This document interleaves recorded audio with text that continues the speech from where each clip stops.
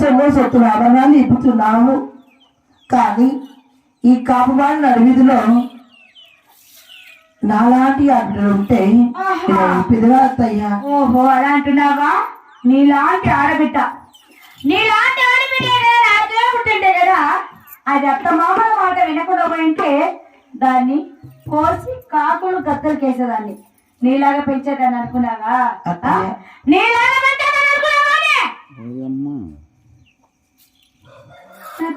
నాలాంటి ఆడబిడ్డ ఏం నైస్గా మాట్లాడుతాను, బిత్తిరుతా నన్ను. దీనికి అత్తమ్మా దానికి నోరు వస్తుంది. అత్త చెప్పిన మాట మీద నోరే రానట్లే. అత్తయ్య అన్నావనుకో నా కొత్త కొత్త కొత్త ఉడికిపోతాను. అట్టే అత్తయ్య అంటే అత్తయ్య.